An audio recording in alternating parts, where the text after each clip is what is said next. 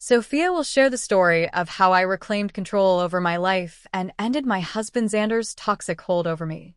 To protect my identity, I'll be using pseudonyms, as maintaining privacy is vital for me as a well-known attorney in my state. Let's skip over the details of how Xander and I fell in love, got married, and eventually divorced. Our love story, it turns out, was one-sided.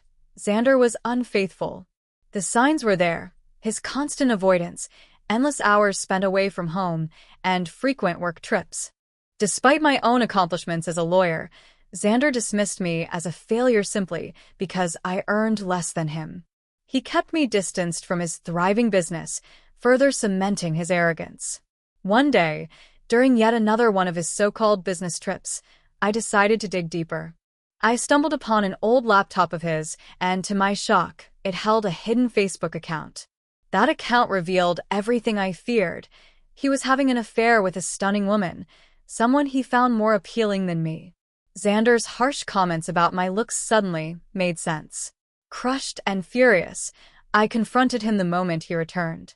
"Xander, are you cheating on me?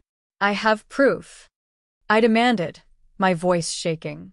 Without a hint of remorse, he sneered and said, "Sophia, you're just not enough." Xander's chilling words still echo in my mind. "Good that you found out, Sophia. Now I don't have to hide my gorgeous girlfriend anymore. She and I are going to have the perfect life together, and I'll finally marry someone who deserves me." That moment shattered any lingering hope I had for reconciliation. It all started when Xander, once my devoted husband, began to change. His indifference grew, and his hurtful remarks about my career and appearance became sharper. "You're always buried in those meaningless cases," he snapped one evening. "You neglect me, and let's face it, you're no supermodel. I need more than just brains in a partner."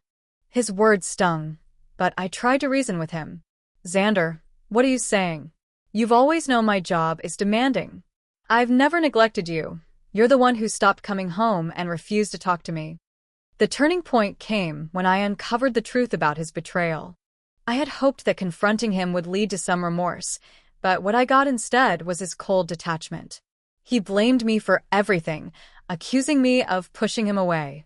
His excuses, however, didn't hold up to scrutiny. I refuted each one, but instead of owning up to his mistakes, he became even more detached. What came next was worse than I could have imagined. Xander didn't just admit to the affair. He seemed almost gleeful that I had uncovered it. It was a relief for him, he said, to no longer have to pretend. His cruel admission made it clear. He had already decided to leave me behind and move on to a better life without a second thought. His words struck me like a hammer, leaving me frozen in place as he spoke of divorce with an air of contempt. Not only did Xander hurl insults at me, but he also belittled me as a wife, claiming I wasn't good enough for him. Showing not an ounce of regret for his infidelity, he even had the audacity to flaunt his affair, declaring that his mistress would make a far superior partner. My heart broke into pieces as tears streamed uncontrollably down my face. This was the man I had cherished for over a decade, and his cruel, prideful words left me utterly devastated. Through my sobs, I managed to ask, "How could you say that, Xander? After all these years, I've stood by you, through every challenge, honoring my vows and putting you above everything." His reply was as heartless as it was dismissive. "Well, Sophia, it doesn't matter anymore. You're just not what I need. I'm a successful businessman now, and I need a partner who matches my stature. Someone like you with your average looks and inflated sense of self because of your law degree just doesn't cut it." His cutting remarks made me feel so small, but I wasn't about to let him trample on my dignity without standing up for myself. "How could you, Xander?" I demanded, my voice trembling but resolute. "I may not meet your shallow standards of beauty, but I am a capable, intelligent woman. I've been a loyal wife to you, always supporting you and our life together. And now you're throwing all of that away without a second thought?" "Divorce," Xander corrected me with an icy tone. "I'm not contemplating divorce, Sophia. I've already made up my mind. I'm done. I don't want to be with you anymore. I've hired an excellent lawyer and will file soon. You'd better pack up and move out before I return. I don't want to see your ugly face again." His words were a knife to my heart, but the cruelty didn't end there. Just hours after hanging up, Xander sent the divorce papers to me through a mutual acquaintance. The man handed them over with a look of pity in his eyes, but I was too numb to care. I shut the door behind him and broke down, crying until the weight of my wasted years with a heartless man consumed me. Yet, even in my despair, a spark of determination began to grow. I told myself I wouldn't let this break me. I was a strong woman, and I would take back control of my life. Xander would regret underestimating me. When Xander's friend delivered the papers, he mentioned offhandedly that Xander was considering dragging out the divorce. Initially confused, I later pieced it together. We had a prenuptial agreement.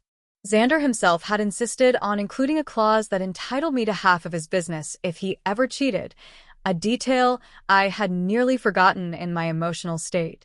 It suddenly became clear why he wanted to delay the proceedings. He was hoping I'd give up on what was rightfully mine. But I wasn't about to let that happen. This betrayal wouldn't leave me defeated. Instead, it became the fuel for my resolve.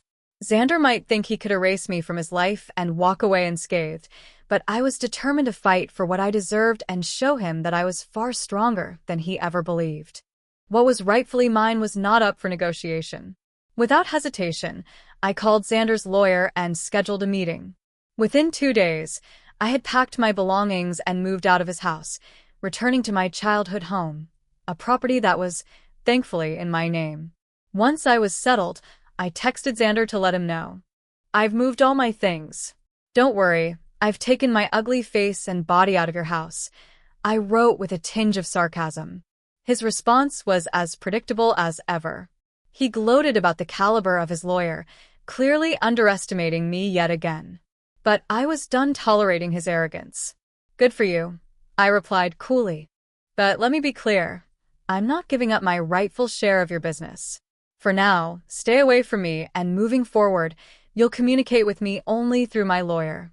I also expect my house to be emptied of anything you've left behind."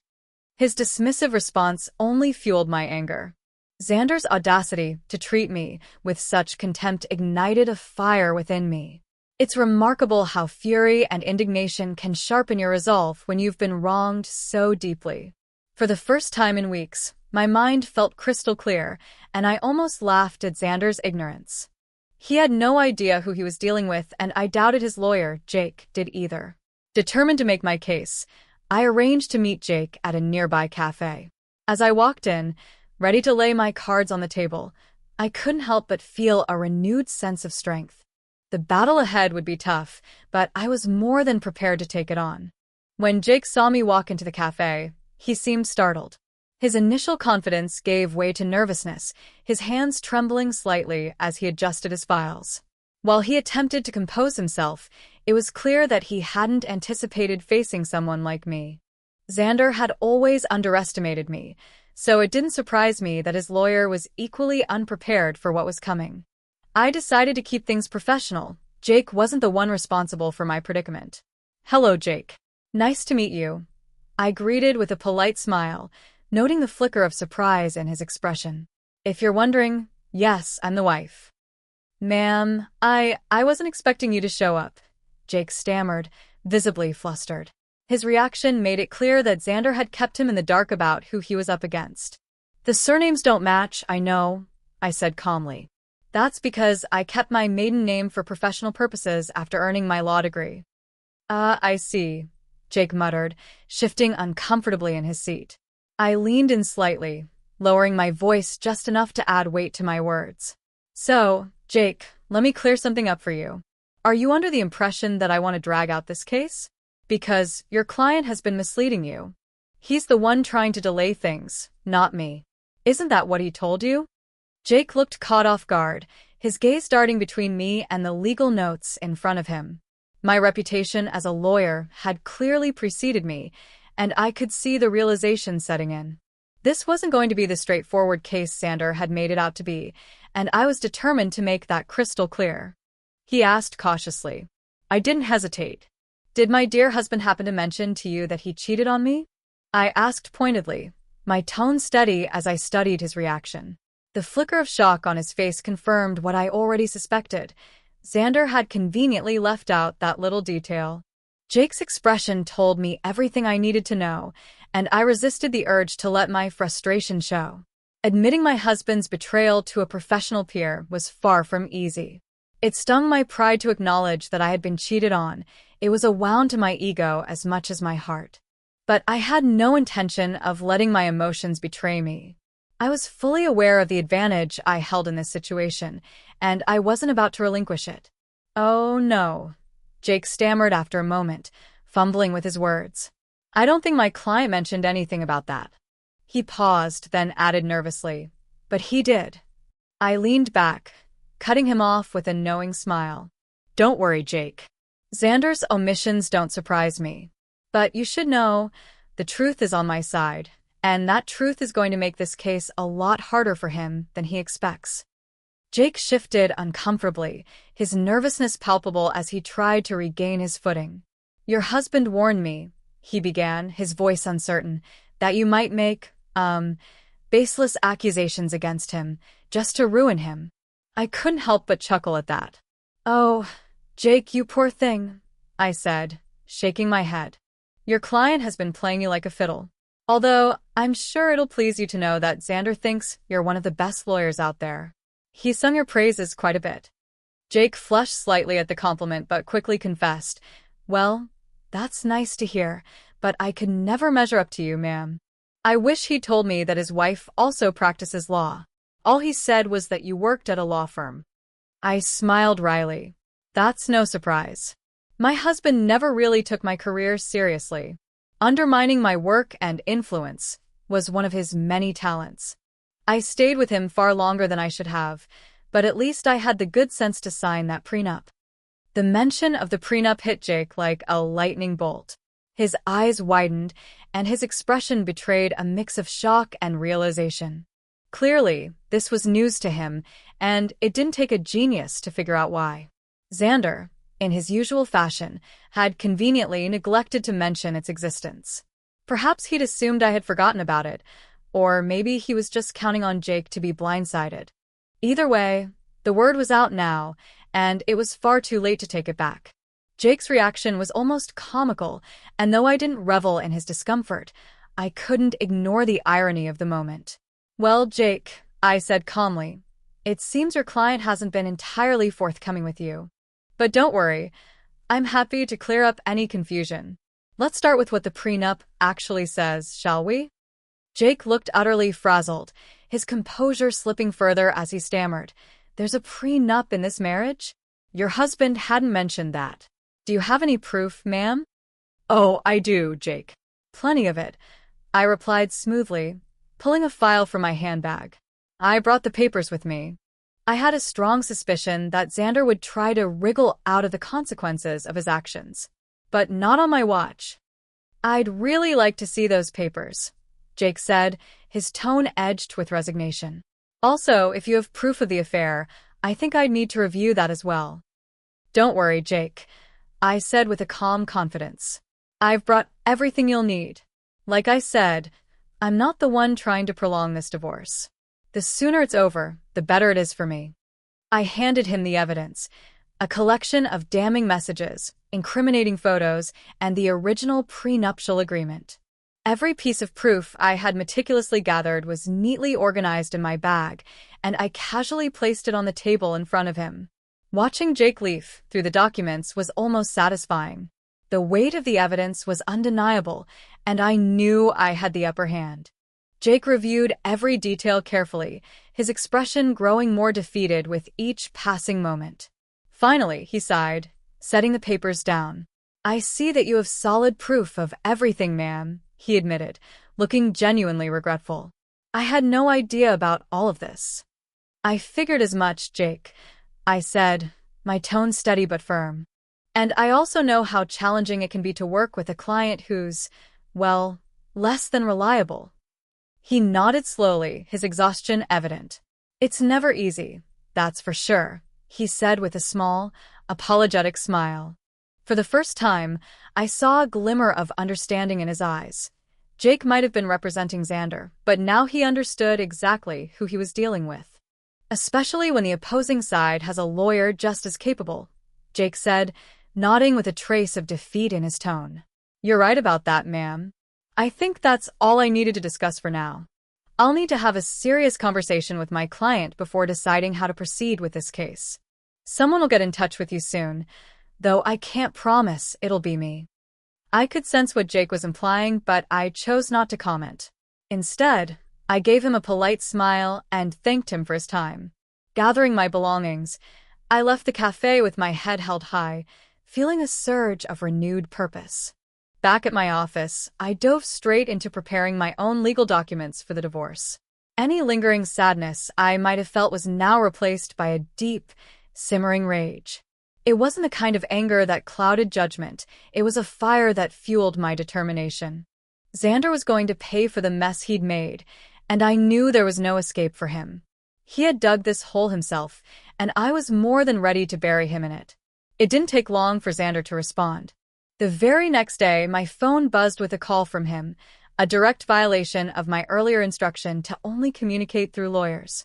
I couldn't help but chuckle at the irony as I answered the call.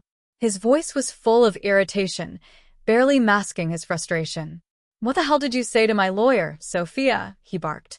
Well, I said, unable to resist a bit of sarcasm. Look who's calling me after insisting we never speak directly again. To what do I owe the pleasure, Xander? Stay away from me, Sophia, Xander snapped, his voice dripping with frustration. Now, tell me, what the hell did you say to my lawyer? What happened with Jake? I couldn't help but laugh. Oh, Xander, is it really my fault that your lawyer quit today? How tragic. Perhaps if you'd been honest about your situation and about who they'd be up against, you wouldn't be in this predicament. Stop playing games, Sophia, he growled. You're nothing. A nobody. I won't let you take my family business away from me. Oh, I'd love to see you try, I shot back. Hire a better lawyer. Pull out all the stops. But just so you know, Xander, I'm ready for you. And when we're in court, you'll be the one begging me for mercy. You'll regret this, he roared. I'll destroy you, Sophia. Mark my words. Sound like a plan, Xander, I replied coolly. Good luck with that. But just a word of advice from one lawyer to another. Don't forget to tell your new attorney about your affair. Oh, and that little prenup, too. The line went dead. Xander had hung up without another word. I couldn't help but chuckle to myself. He was in way over his head, but he still hadn't fully grasped just how deep the trouble ran. I knew exactly what would happen next. Xander would scramble to find another lawyer, likely trying every name in town, but he'd soon discover that my reputation preceded me. People around here knew better than to take me lightly. And any lawyer foolish enough to buy into his lies would be in for a rude awakening when I handed over my arsenal of evidence. Xander had boldly declared he would ruin me, but the irony wasn't lost on me. He was already on a fast track to destroying himself. I had a feeling Xander would be back eventually, and I was right. He had no other option. One morning, as I was getting ready for work, there was a knock at the door. It was an unusual time for visitors, and I was curious about who it could be. Imagine my surprise when I opened the door to see Xander, my soon-to-be ex-husband, standing there, looking haggard and defeated. I hesitated for a moment before inviting him in. The last thing I needed was a scene outside my home. Closing the door behind him, I crossed my arms and got straight to the point. Make it quick, Xander. You might want to hurry up, though. Word has it your mistress is eager to walk down the aisle with you. Xander waved the comment off, looking more frustrated than ever. I'm not worried about her anymore. Listen, Sophia, we need to talk. You've been sabotaging my efforts to find a lawyer, making sure none of them will take my case. That's unfair, and you know it. I immediately burst into laughter, unable to contain myself. Sabotaging your lawyers? Xander, I don't need to do a thing. You've done that all by yourself. The only reason lawyers are turning you down is because they know exactly who they're dealing with, and trust me, it's not me they're worried about. They've seen the evidence, Xander. They know this case is a sinking ship. Xander looked as though he wanted to argue, but for the first time in a long while, He seemed to realize just how out of his depth he was. The power dynamic had shifted, and he was beginning to feel the weight of his own actions. I laughed outright at Xander's absurd accusation, the sheer audacity of it making it impossible to take him seriously. "Oh, Xander," I said, wiping a tear of laughter from my eye. "That's rich. Do you really think I've been sabotaging your efforts? Let me clear up that little fantasy for you. It's not me. It's you and your stupidity causing all the trouble." Xander looked flustered, but I wasn't about to let him off the hook. "You seriously don't get it, do you? Should I remind you that you've lied to your lawyers about your affair? And let's not forget the prenup, that little detail you conveniently forgot to mention. Do you think any lawyer worth their salt is going to willingly walk into a courtroom looking like a fool? Unreliable clients like you aren't exactly a catch, Xander." I crossed my arms, staring him down. "Besides, I won't deny that my name probably makes some people hesitate. You may think I'm useless, but unlike you, I've earned a solid reputation in my field. And believe me, it holds weight." Xander sighed, clearly frustrated. "Yes, Sophia, I get that now. I've even tried being honest with lawyers, but no one's willing to take my case." "Well, Xander, that's what happens when you're up against an ironclad prenup," I said with a shrug. "Maybe you should have thought your affair through a little better. Not that it matters now. The damage is already done." He stood there, silent for a moment, his frustration simmering. It was clear that Xander, for all his bluster, was finally starting to understand the gravity of the situation he had created for himself. The look on Xander's face said it all. He was terrified of losing his business. That was the entire reason he tried to hire a top-tier lawyer and drag this divorce out in the first place. He thought if he stalled long enough, I'd get frustrated and leave him alone without demanding my rightful half of the company. But as the days passed, reality finally hit him. No one was willing to take his case. Even finding a lawyer to go up against me was proving to be a Herculean task. And so, in what he clearly saw as his last resort, Xander showed up at my door again, this time with tears streaming down his face. His voice cracked as he began to plead. "Sophia, you know how much this business means to me. Please, I'm begging you. Take everything else, take the house, the cars, whatever you want. But please don't ask me to split the business." I folded my arms, unimpressed. "Why not, Xander?" I asked coldly. "You're the one who insisted on putting that clause in the prenup. In case of infidelity, remember? Do you really think I'm just going to give up my rights that easily? I deserve this after the betrayal you threw in my face." He broke down further, clasping his hands together like a man desperate to salvage what little he had left. "It was all a mistake, Sophia," he said, his voice thick with desperation. "Believe me, I've even put my relationship on hold because I know how badly I messed up. Maybe we could give this another chance?" I stared at him, incredulous. "Another chance?" I repeated, my voice dripping with disbelief. "You're asking me to forget everything, the lies, the cheating, the insults, and pretend like none of it ever happened? You think a few tears and a weak apology will erase the years you spent undermining me?" "No, Xander." "That's not going to happen." For the first time, he seemed to understand that I wasn't going to back down. And for the first time, I truly saw him for what he was, a man utterly defeated by the mess he had made.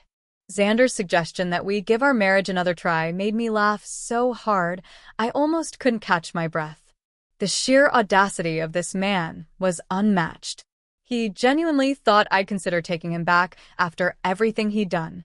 It was almost too ridiculous to comprehend. Did he really believe I'd be that naive?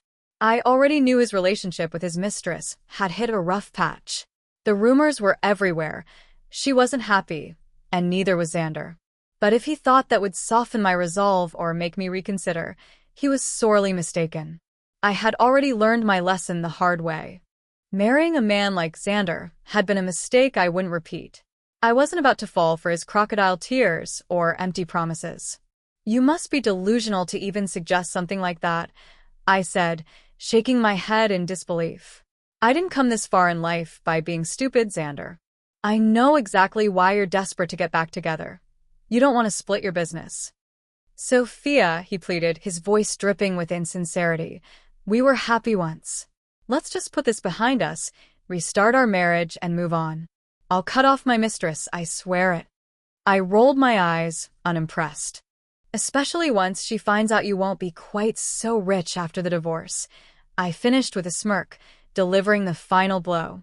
As for me, this is my golden opportunity to free myself from this sham of a marriage. Honestly, Xander, I should thank you for showing your true colors before we had kids. It only served as a bitter reminder of all the nights I cried myself to sleep because the man I called my husband had chosen to betray me.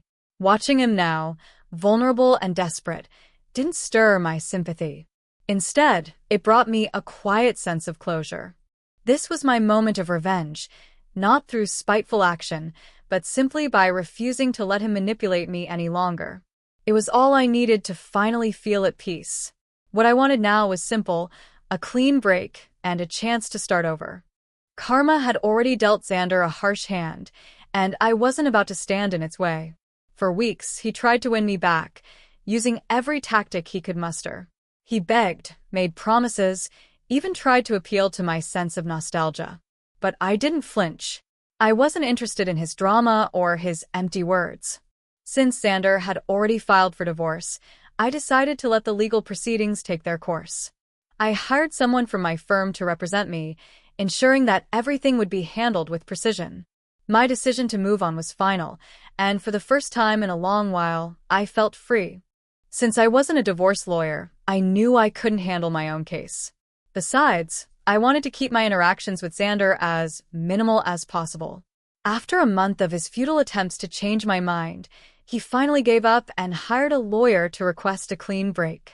Xander knew that if I took the case to court, the evidence against him would leave him humiliated, and he'd waste even more money on court-appointed lawyers. Reluctantly, he caved and agreed to a mutual split. Thanks to the prenup, the process was straightforward for me. I had all the proof I needed to show that Xander had cheated, and the terms were clear. He had to give up half of his business. Xander wasn't happy, of course, but there was no escape.